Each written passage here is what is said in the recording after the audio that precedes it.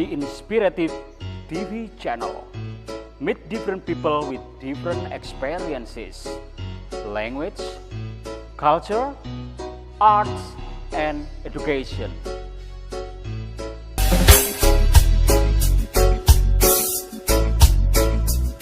Assalamualaikum Mister, bikin konten lagi nih.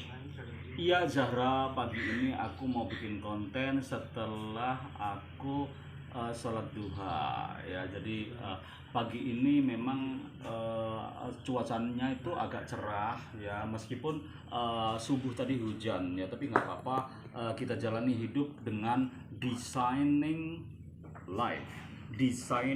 your life. Jadi ternyata kehidupan kita itu kita sendiri yang desain, kita harus yang desain gitu.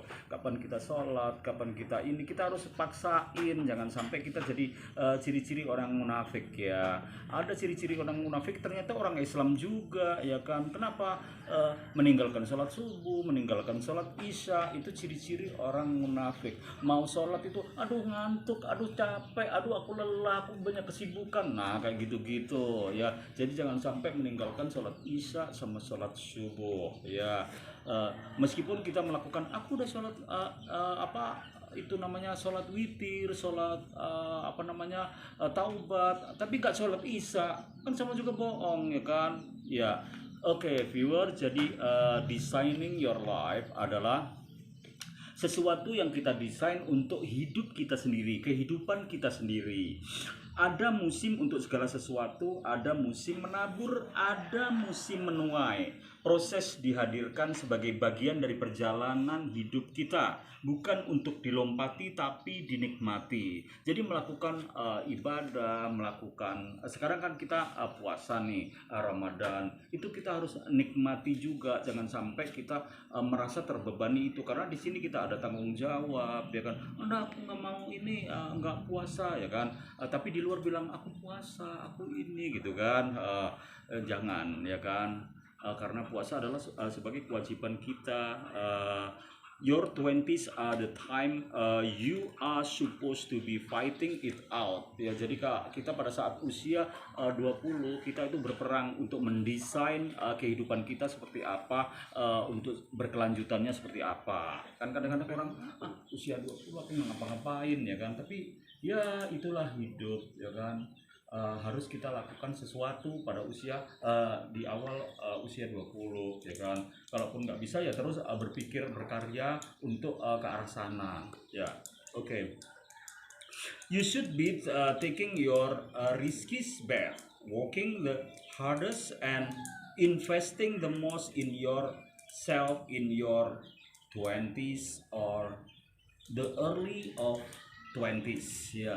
Jadi kamu harus menginvestasikan sesuatu, bisa dimulai atau diawali pada usia 20. Jadi investasi itu berupa kita belajar keras, kita cari ilmu, kita bisa aja nyari pundi-pundi keuangan di usia 20. Kalau nggak bisa, orang tua masih bisa support, manfaatkan sebaik mungkin ya.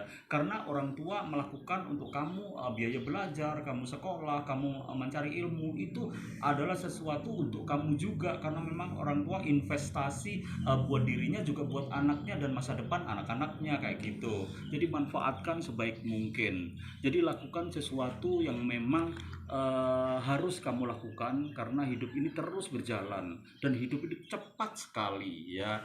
Seperti busur sat gitu ya. Jangan sampai kita ketinggalan ya. Hidup harus kita jalani dengan dengan lapang dada. Jangan sampai kita emosi dan ngomong-ngomong yang nggak penting kayak gitu, menggibah, ngomongin temen kayak gitu itu nggak penting ya kan. Apa sih untungnya kan gitu. Terus jalani hidup itu dengan apa adanya, nggak boleh mengada-ngada ya. Apa adanya, nggak boleh mengada-ngada ya kan. Yang nggak ada jangan diada-adakan, santai aja ya.